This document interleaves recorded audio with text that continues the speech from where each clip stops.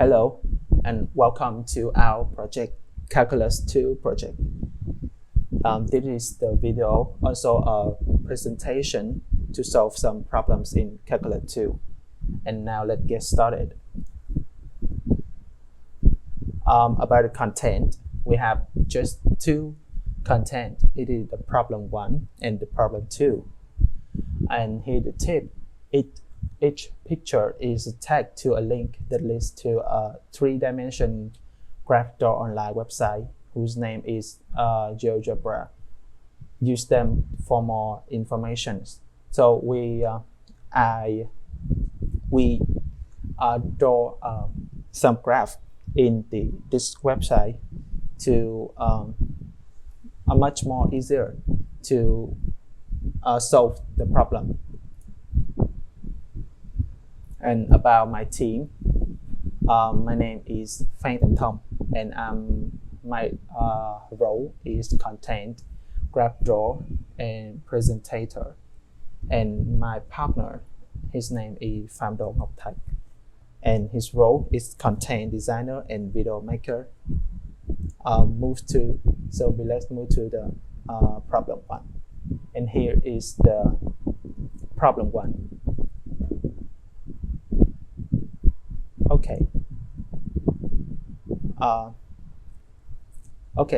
I have drawn a 3-dimensional graph on this website, and the 2-dimensional graph also on this website to easier to compare and solve the problem.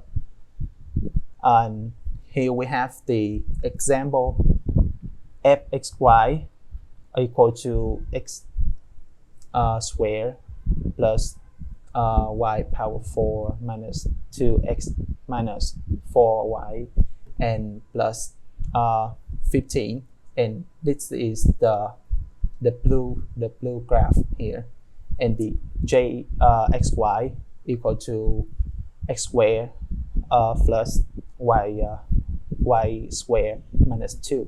It is the red one here. And as you can see, here we have one maximum point and one minimum point. The maximum point is M, the minimum point is B, and we first consider the maximum point M. I have projected to the OXY plane here. It is the point M here, and so there is a curve 2 here. Curve 2 is a special level curve of the blue one, the blue graph on the project to the OXY plane. It is a special level curve because it barely touches the curve 1. The curve 1 is the level curve of the red graph on OXY plane. It's barely touched the curve 1, the curve 2, and it's also touched the maximum point here is M. And besides, both curve 1 and curve 2 have the tangent line F. Here is the blue line. This is the tangent line F, goes through the point M, and it also the tangent line F of curve 1 and curve 2. And the gradient vector is always normal to a level curve. The gradient vector here is the vector u. The vector u is the gradient vector. It is gradient vector g of the curve 1, and the v here is the gradient vector f of the curve 2 here. And the reason why the gradient vector always is normal to a level curve. These people have proved it. So I just use this fact to solve my problem. And if you want our team to explain more about this, you can email us, and we will ask more information about this for you. And so as you can see, the gradient vector g u here and the gradient vector f v here is the both normal to the tangent line f here. The tangent line f here, the tangent line f, also the tangent line of the curve 1 and curve 2, and u is normal to tangent line f, v is normal to tangent line f. So we have, therefore, we have the rearranged multipliers here. The gradient vector f is v, the gradient vector g is u, and gradient vector f equal to lambda gradient vector g. It is the rearranged multipliers. As g equal to 0 is the graph, the red one, and lambda is the constant. So one vector equal to a constant multiply a vector. So we can conclude that the gradient vector f is parallel with the gradient vector g. Vector u is parallel with the vector v. Okay, and we consider the minimum point b here. So the minimum point here is lie at the bottom of this graph, lie at the bottom of this graph. So when we take the partial derivative of it, it will be equal to 0. The gradient vector f here is the null vector with the value 0, 0, and so and therefore we cannot compare the gradient vectors g with the gradient vector f. So the point B here is something special.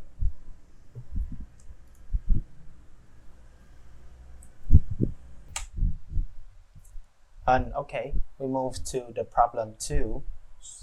The problem 2 is about the gradient descent, and our problem is to find the local minimum of the graph fx. So in general, where the method to find the local minimum of a graph is find it partial derivative of it and let it be 0. So from it we can solve for x or for y, and that is the minimum the local minimum of a graph. But some function of some graph have the complex derivative or derivative of it cancelled. So we consider a new method is gradient descent. It is applied for many different situations. The main idea of this method, this gradient descent method, is reduce x and y gradually until the partial derivatives of them get close to 0, the step size are very small, or we reach the maximum number of steps. And so we consider the specific example. Okay, here is the specific example. For step 1, we find the partial derivatives fx and fy. And step 2, with x0 is the initial is the point A here. It is in, we can choose any point on the blue, we can choose any point on the blue graph here to be an initial point, to be an initial point. And I choose A, 2, 3 to be an initial point. And respect to it, the fx equal to 4 and the yx and the fy equal to 4 too. And we move to step 3. We have the definition of step size. Step size of x equal to fx multiply the learning rate. Step size of y equal to the fy, the partial derivatives of f respect to y, multiply learning rate. And the general, we suppose that the learning rate here is equal to 0.1. Yeah, in the bigger problem, the complex problem, the learning rate is changed through the graph. The learning rate is a very sensitive. It is very sensitive with the step size.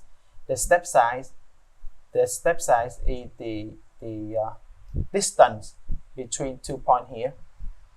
The step size is the distance between 2 points here. And as you can see, the bigger the step size are, and the bigger learning rates are. But here the small problem, so we denote that the learning rate is 0.1. And yeah, we move to the step 4. The new x equal to the ox minus step of size x. The new y equal to the oy minus step size of y. That means from the point A here, this is the A here have the ox equal to 2 and the oy equal to 3. And when we take the new x and the new y, if we become the point here have the x equal to 1.6 and y equal to 2.6. And so then we go back to step 2 and repeat until the step size is very small, or fx and fy is not exactly equal to 0, but it's approximately equal to 0, reach the maximum number of steps. And so we have the clearly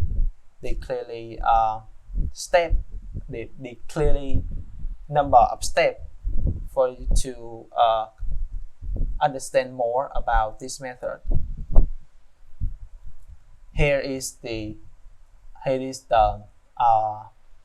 program I write on C++ to find each step when we get close and close and close to the point here. The point here is the minimum local minimum of this graph, and we follow the specific example, and this step here, we will get a lot of steps from here to here to here to here to here to here, and so on, to when once we barely touch the minimum value here, the minimum point here. And yeah, after 10 steps, here's the 10 here is the step. So we as you can see, the step size getting smaller. It getting smaller, and also the point x, e, and y also gets smaller. It moved from the point A in here to the A10 in here, and in the A10 at the point A10 is have the x equal to 0.36 and the y equal to 0.58, and the z equal to 0.36. And here is the step 15. The step 15. At the step 15, the x equal to 0.16, y equal to 0.25, and z equal to 0.07. And as you can see here, after 15 steps, we move gradually from the initial point to the A15 point, and it get closer and closer to the minimum, local minimum here. And it is the step 15. So we need more step. We need more step to we need more step. Apply this. I can call it a formula. Apply this method to move closely to here. It is the point at step 50 at the step 15, and the step size is get more smaller and smaller. It means that the distance between 2 points is getting smaller and smaller until it touch the local minimum here.